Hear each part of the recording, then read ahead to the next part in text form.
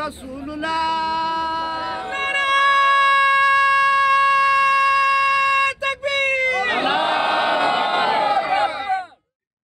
Bismillahirrahmanirrahim. Assalamualaikum warahmatullahi wabarakatuh.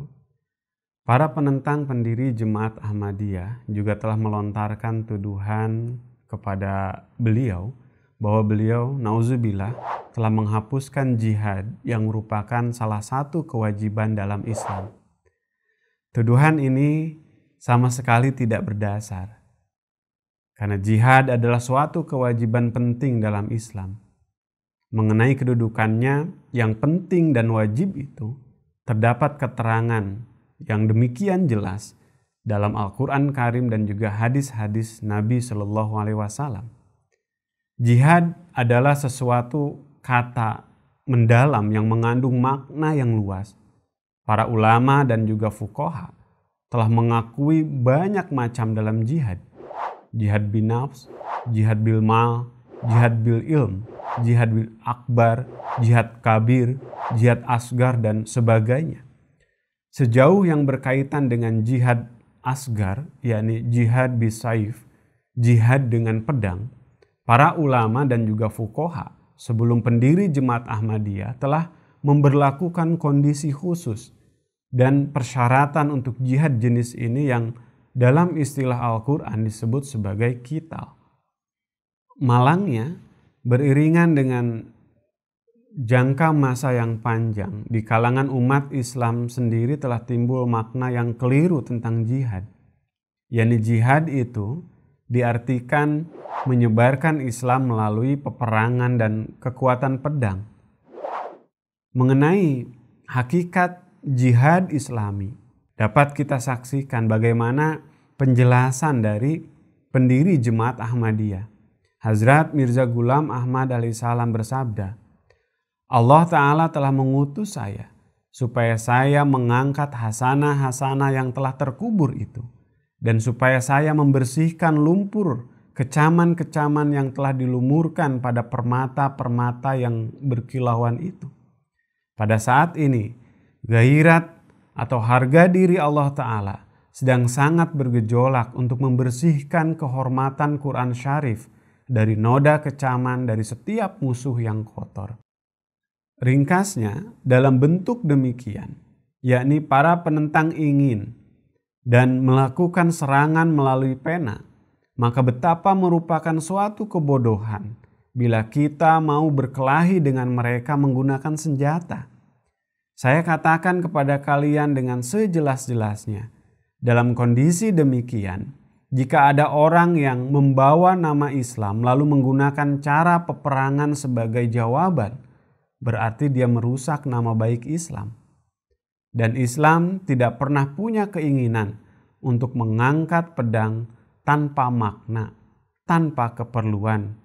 Sekarang, tujuan-tujuan peperangan sebagaimana saya telah katakan, telah beralih dalam bentuk makar, bukan lagi agama, melainkan yang menjadi pertimbangan adalah tujuan-tujuan duniawi. Jadi, betapa aniaya apabila kepada para pengecam bukannya jawaban yang diberikan, melainkan pedang yang diperlihatkan. Melihat pada penjelasan tersebut, maka menjadi nyata bahwa pendiri Jemaat Ahmadiyah sama sekali tidak menghapuskan syariat jihad.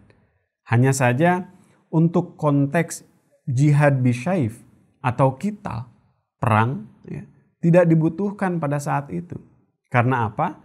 Karena penentangan yang dilakukan oleh para musuh Islam kala itu bukanlah bentuk penganiayaan secara fisik, akan tetapi konfrontasi argumen.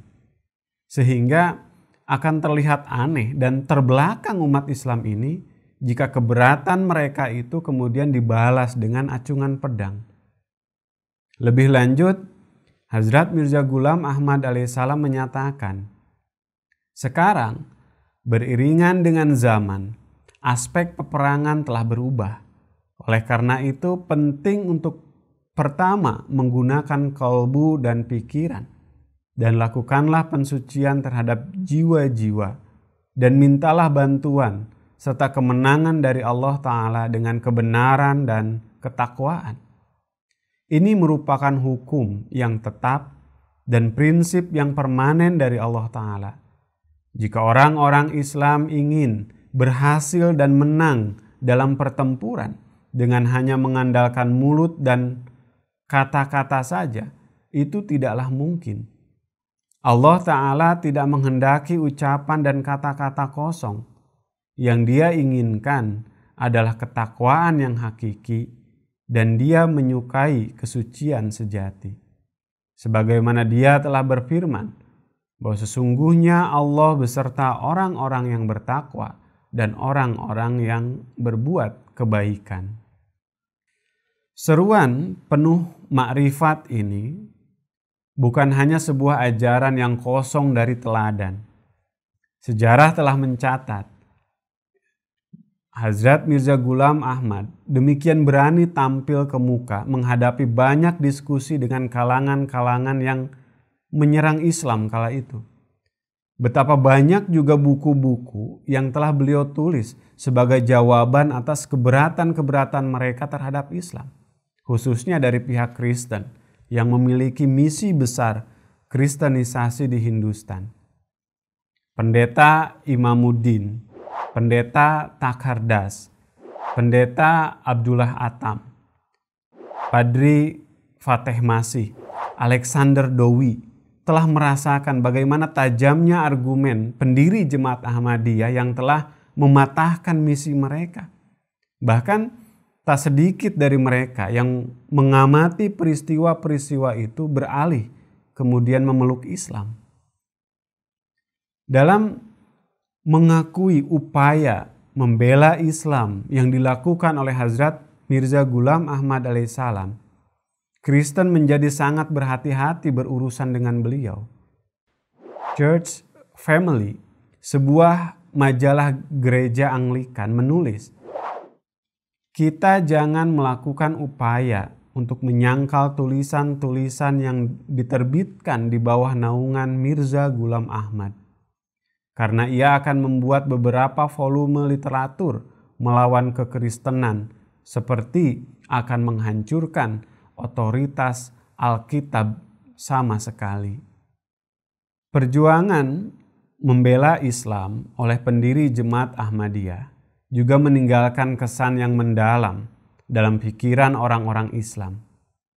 Beliau secara terbuka diakui sebagai champion of fight, yakni pahlawan kebenaran.